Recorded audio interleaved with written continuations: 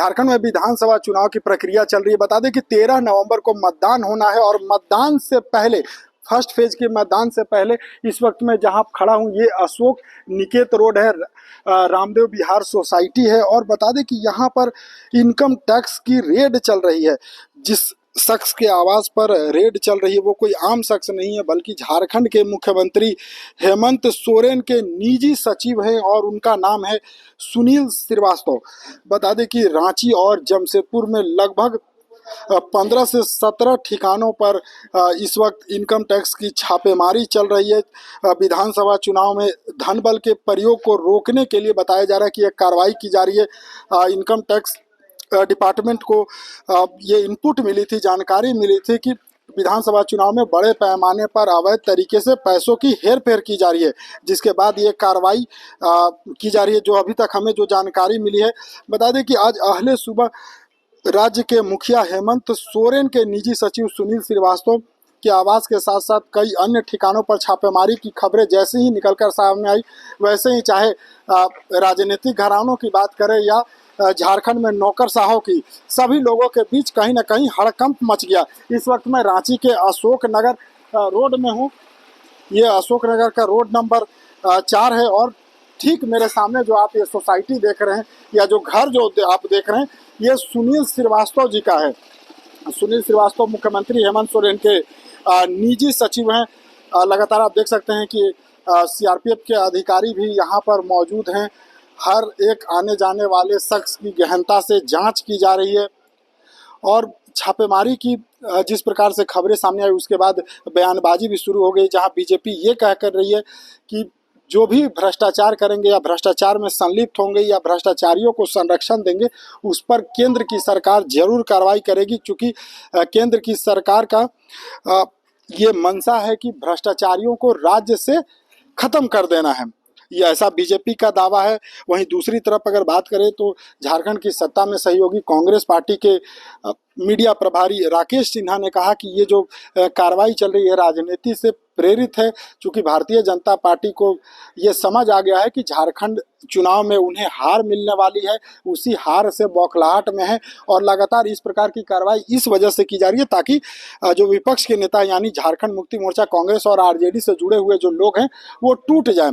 लेकिन ना हम टूटेंगे और ना हम डरेंगे। संविधान की रक्षा की बात कही जा रही है, लोकतंत्र की रक्षा की बात कही जा रही है। हालांकि इन तमाम चीज़ों के बीच इस वक्त की सबसे बड़ी खबर है कि झारखंड की राजधानी रांची और लौह नगरी जमशेदपुर में मिलाकर के 15 से 17 ठिकानों पर इस वक्त केंद्रीय जांच एजेंसी इनकम टैक्स की छापेमारी चल रही है, दबिश दी गई है। और विधानसभा चुनाव के पहले फेज की मतदान यानी 13 नवंबर को वोटिंग होनी है, उससे ठीक 4 से 5 दिन पहले यह कार्रवाई। और देखिए एक गाड़ी यहाँ पर निकल रही है, ये जांच एजेंसी की गाड़ी है।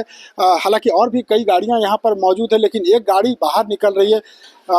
अब तक ये स्पष्ट नहीं किया जा रहा है एजेंसियों के द्वारा कि क्या कुछ बरामद हुआ, लेकिन ये बताया जा रहा है कि विधानसभा में बड़े पैमाने पर पैसों की लेन देन हो रही थी, जिसके इन्हें प्रमाण मिले थे। उसके बाद ये छापेमारी की जा रही है। बता दें कि विधानसभा चुनाव में कहीं ना कहीं सुनील श्रीवास्तव, चूंकि हेमंत सोरेन की बात हो या उनकी पत्नी जो गांडे से वर्तमान में विधायक हैं, प्रत्याशी हैं, कल्पना सोरेन या अन्य नेताओं की, तो कहीं ना कहीं वो सुनील श्रीवास्तव के से जुड़े हुए थे। और ये भी कहा जा रहा है कि बड़े पैमाने पर प्रत्याशियों को टिकट देने में या उनके चुनाव खर्च में भी धनबल का प्रयोग हो रहा था, जो अवैध रूप से अर्जित पैसे हैं, जैसा अब तक जानकारी मिल रही है। हालांकि क्या कुछ बरामद होता है ये तो जब छापेमारी समाप्त होगी उसके बाद ही पता चलेगा। लेकिन फिलहाल यहाँ पर रांची के ये अशोक नगर स्थित सुनील श्रीवास्तव जी का आवास है, यहाँ पर छापेमारी चल रही है। इसके साथ ही जमशेदपुर में व्यापारिक और कई औद्योगिक प्रतिष्ठानों पर भी सर्च अभियान चल रहा है। बता दें कि झारखंड मुक्ति मोर्चा के स्टार प्रचारक की लिस्ट में सुनील श्रीवास्तव भी शामिल है। वो पहले सरकारी विभाग में ही इंजीनियर थे, हालांकि बाद में उन्होंने नौकरी छोड़ दी और हेमंत सोरेन के सहयोगी के तौर पर काम करने लगे। वर्तमान में वो झारखंड मुक्ति मोर्चा के केंद्रीय समिति के सदस्य हैं, पार्टी के स्टार प्रचारक हैं। इसके साथ ही मुख्यमंत्री हेमंत सोरेन के निजी सचिव भी हैं। बता दें कि आज की जो छापेमारी की जो कार्रवाई चल रही है, इससे पहले 26 अक्टूबर को भी इनकम टैक्स के द्वारा झारखंड के कई इलाकों में छापेमारी की गई थी। उस दौरान हवाला कारोबारियों के ठिकानों से लगभग 150 करोड़ के करीब बेनामी संपत्ति और निवेश से संबंधित दस्तावेज भी बरामद हुए थे।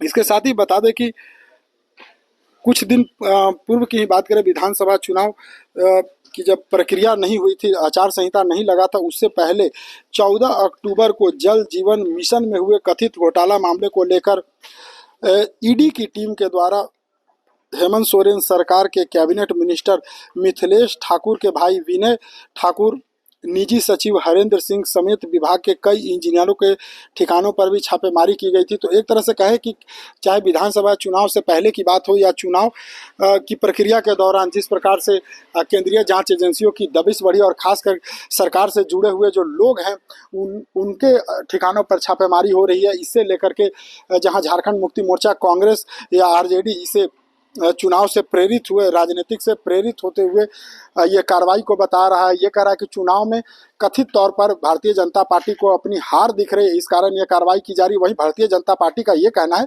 कि भ्रष्टाचारियों को राज्य से मिटाना है। जिस प्रकार से बड़े पैमाने पर भ्रष्टाचार हुआ है और भ्रष्टाचारी कहीं ना कहीं केंद्रीय जाँच एजेंसियों की राडार पर है, लगातार मॉनिटरिंग हो रही थी, कई साक्ष्य मिले हैं, उसके आधार पर छापेमारी की जा रही है। आज की बात हो तो चुनाव में धन बल के प्रयोग की जो सूचना मिली थी, जो इनपुट मिली थी, उसके आधार पर ये 15 से 17 ठिकानों पर छापेमारी चल रही है, जिसमें ये मुख्यमंत्री हेमंत सोरेन जी के निजी सचिव सुनील श्रीवास्तव का आवास है। इसके साथ ही रांची में 7 अलग ठिकानों पर छापेमारी चल रही है, वहीं जमशेदपुर में 9 अलग अलग ठिकाने हैं। अब क्या कुछ बरामद होता है ये तो छापेमारी समाप्त होने के उपरांत पता चलेगा, लेकिन चुनाव के बीच जिस प्रकार से केंद्रीय जांच एजेंसियों की दबिश बढ़ी है, ये कहीं ना कहीं झारखंड में एक राजनीतिक मुद्दा बन गया है। टीवी 9 के लिए रांची से मैं अशोक कुमार।